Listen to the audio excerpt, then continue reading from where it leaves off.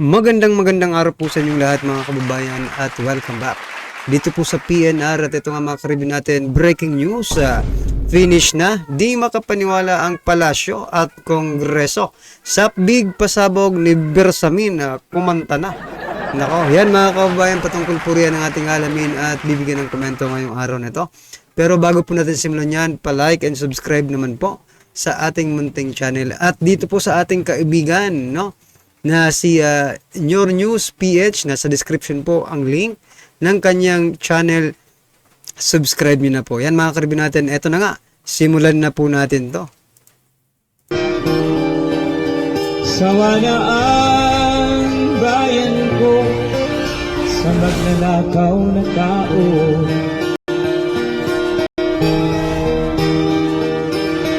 Ito ang nakakagulat. Viral at trending ngayon sa mundo ng social media ang di umano'y balitang. Matapos kumpirmahin ng mga otoridad na may nahuling drug suspect sa lugar ng palasyo, Pangulong Bongbong Marcos at unang ginang na si Liza Araneta Marcos binuking ng ilang mga netizens. Mismo ang Executive Secretary na si Lucas Bersamin ang nagkumpirma na totoo ang balitang sa loob ng Malacañang Complex na huli ang siyam na suspect sa pagbibenta ng hinihinal. Nako, mga kababayan, siyang pala yun. Akala ko isa lang, no? Ay, binalita yan eh, no? Akala ko isa lang yung nahuli dyan sa Malacañang Complex. Nako, talaga naman mga kababayan, ano bang ibig sabihin nito? Pati dyan sa mismong bakuran ninyo, ha? Nagkakahulihan. Ano po ang magiging implikasyon nito, no? Sa ating mga ordinaryong Pilipino. Abe kung ganito, for example, opinion ko lang to, mga karibin natin, no? Ang masasabi ko lang diyan, no, ay parang sampal. Sampal ito sa kanilang mga pagbumukha diyan sa Malacañang. Bakit? Diyan mismo, sa bakuran ninyo, nahuhulihan kayo ng ganyan. Sa bagay, mga karibin natin, hindi naman sila nagdeklara ng war on drugs. War on illegal drugs, no? So, but hindi pa rin no? Hindi pa rin acceptable kahit hindi sila ng war on drugs. Masakit pa rin isipin, no? Na mismong diyan sa bakuran ninyo ay merong ganyan because illegal drugs, mga kababayan, no? Ay kalaban po yan ng state, di ba? Lang ipinagbabawal. Ito ang nakakagulat. Viral at trend of investigation at ng Presidential Security Group na mukhang mababalot muli ng kontrobersiya at mukhang makakalagkan muli ang pangalan ni Pangulong Bongbong Marcos Jr. at unang ginang na si Liza Araneta Marcos nang kumpirmahin mismo ng Executive Secretary na si Lucas Bersamin na sa lugar mismo ng kinatitirikan ng Malacañang Palace, nagkaroon ng drug den operation sa San Miguel, Manila. Ang mga otoridad ay nakakuha ng ilang mga hinihinalang paraphernalia at illegal substance na ayon mismo sa ahensya ng pamahalaan, kabilang ang PIDEA, NBI at Presidential Security Group. Ay mukhang mas malalim pa ang mangyayari sa investigasyon patungkol sa nasabing breaking news. Marami sa ating mga kababayan ang nagimbal sa naging revelasyon ng Executive Secretary na si Lucas Bersamin, kung saan kinumpirma nito na sa San Miguel, Manila, malapit sa palasyo ng Malacañang nagkaroon ng drug den operation kung saan nakita ang mga hinihinalang paraphernalia at illegal substance kung saan tila nahuli di umano ang pusher na malapit sa palasyo ng Malacañang. Ayon naman sa report ng Inquirer.net, capture cohorts of alleged drug pusher in Malacañang, Manila, Philippines. Eto mga kababayan, no, nakakapagtaka na pong mga nangyayari sa ating bansa. Unang-una, eto na nahulihan diyan sa Malacañang Complex ng mga pusher, mga karibin natin. Tapos yung statement naman po ng ating PNP chief, no, maging ng kanyang spokesperson, no, ay mukhang pinagtatanggol pa nila itong droga, yung mga user, mga kababayan. So, para sa akin nakakabahala po mga ganitong statement coming from our very own Philippine National Police, no? Chief and spokesperson was saying, mga karibin natin, na parang pinalalabas nila na hindi naman lahat ng gumagamit ng illegal drugs ay masama. Pag sinabi pa lang natin na illegal, it's already masama, mga kababayan. But still, no? Parang dinedepensahan pa nila yung mga gumagamit na ating mga kababayan dahil daw ini-extend nito ang longer work hours, mga kababayan. Well, anyway, wala tayong magagawa. Ganun talaga eh. Ganun po yung perception nila eh. The palace on Thursday urged law enforcers to relentlessly pursue the capture of the accomplices of an alleged drug pusher arrested in Malacanang complex. In a statement, Executive Secretary Lucas Bersamin said the palace commends the National Bureau of Investigation, Presidential Security Group, Philippine Drug Enforcement Agency, and the police for arrest of the suspect, identified as Edgar Ventura, who goes by the alias Face. In a statement last October 22, the NBI said they received information about Face and a certain Francisco Soriano Jr. or Juntot, who are allegedly involved in selling shabu and keeping a drug den in San Miguel, Manila. Authorities conducted an operation on October 16, which led to the arrest of Face. He was later brought to the NBI Dangerous Drug Division office for booking and processing. They also seized 9 heat-sealed transparent plastic sachet containing white crystalline substances suspected to be illegal drugs. The seized drug items were submitted to the NBI Forensic Chemistry Division for examination. The 15 individuals present inside the premises during the operation were also invited to the DDD office for drug tests. The NBI statement read. So yan mga karibin natin, bakit ba natin nire-review ang balitang ito, no? Gusto ko lang kasing i-emphasize mga kababayan na ang illegal drugs po ay kalaban po ng ating estado, no? Like what former President Duterte said, no? Yan, kung ikaw ay papasok diyan, nako, yari ka. Diba? Pero ito nga lang nakakapagtaka mga kababayan. Kay dating Pangulong Duterte na narinig po natin na yan po ang kanyang plataforma, yan po ang kanyang gagawin, di ba? Dito naman kay President BBM, ano bang, sabi niya, ano lang eh, hahayaan lang. Gagawin lang nila yung kanilang trabaho. But, ano ba yung pinangako niya nung kampanya? Kampanya pa lang, nangako ba siya ng ganito rin? Hindi ba? Kung hindi, okay lang. Pero kung ginamit niya yon parang pambubudol rin eh. Diba? So, ano ang ginagawa nila ngayon? I think wala naman silang ginagawa para sa kapakanan ng ordinaryong Pilipino eh. Diba? Ginagawa nila kaliwat kanan pang-aayuda lang. So, yan. Napapabayaan na po yung mga totoong problema ng ating bansa, mga kababayan.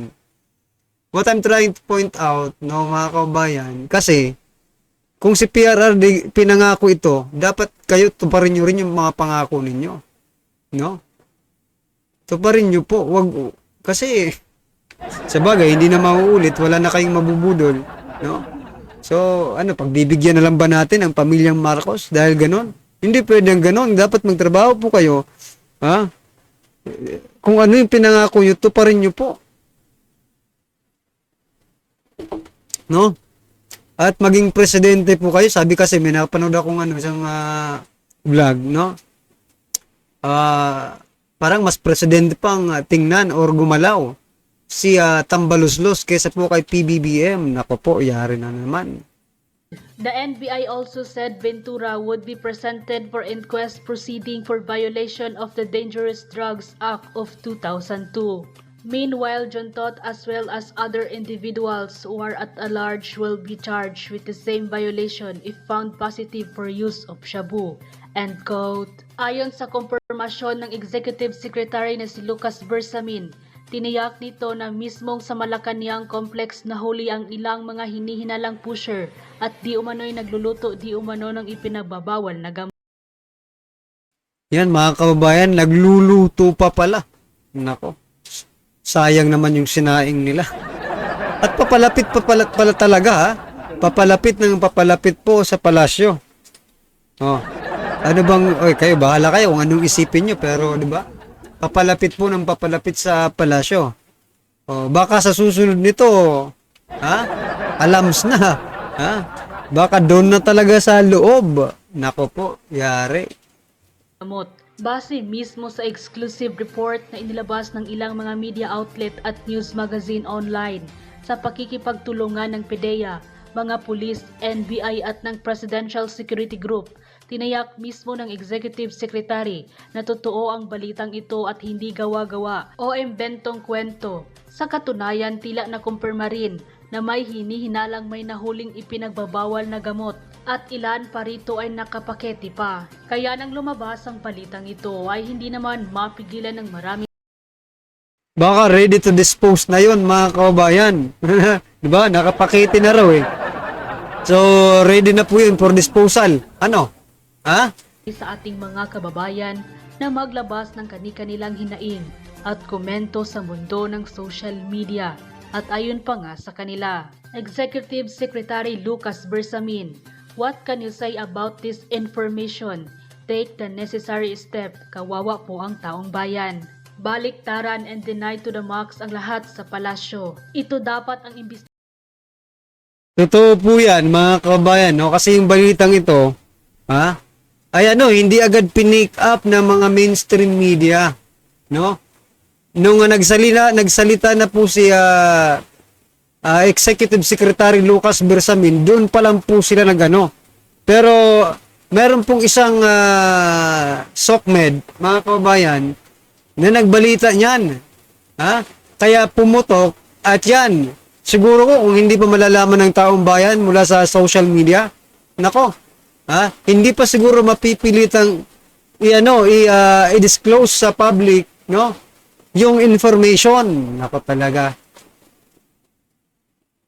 Investigahan ng Huwad Committee, hindi si Duterte. Tama. Ito dapat ang imbestigahan ng Kongreso at Senado. Talagang nakakaawa na ang mga Pilipino. Lugmok na talaga ang bansang Pilipinas dahil sa kagagawa ng pamahalaan sa pamumuno ng palpak na Pangulo. So, yan nga pong masama mga kababayan, no? Para sa atin, medyo, hindi katanggap-tanggap kasi, ito po yung mga nangyayari, ha? Tingnan nyo, ito, nahulihan sa Malacanang Complex, nagbenta ng gold, nagbenta po ng gold reserve, kinuha po yung mga pondo ng PhilHealth, no? SSS, Pag-ibig, napunta po siya sa Maharlika Fund, no? Pero, ang iniimbestigahan nila, Duterte. Samantala, yung pamimigay ng ayuda, 1 billion a day, Diyos ko po, 1 billion a day, mga kababayan, ha? Yung pamimigay nilang ayuda, okay lang, no investigation needed, kasi 1 billion 125 million, kailangan imbestigahan yan, kasi Duterte ang, sangkot, ha?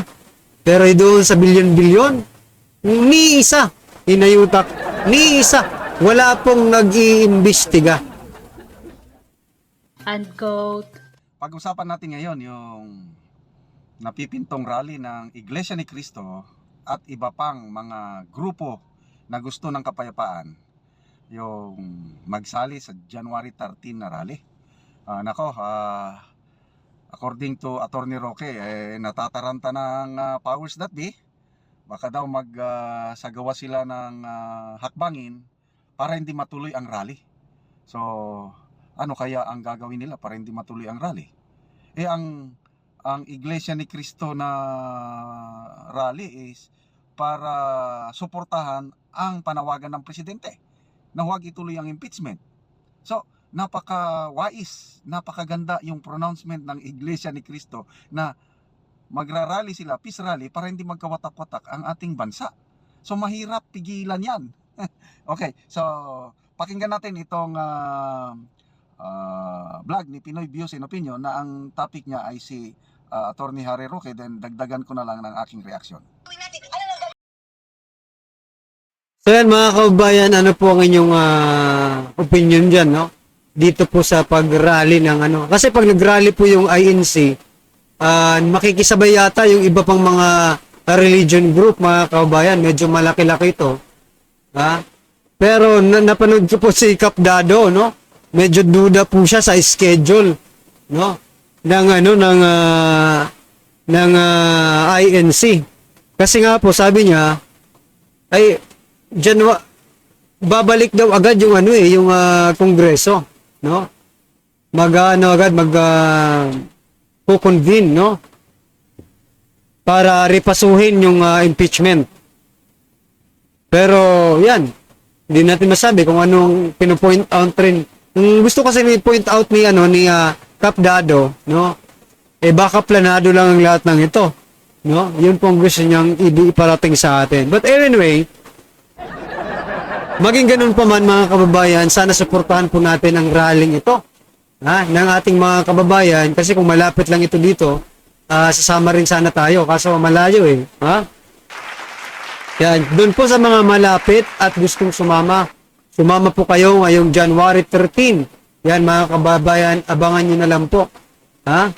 Kasi, yan nakaset na po ito. Well anyway, ano po ang inyong reaksyon, opinion patungkol po sa video ito, i-comment lang po sa baba. Para at least alam po ng ating mga kababayan ang inyong opinion. Maraming salamat po.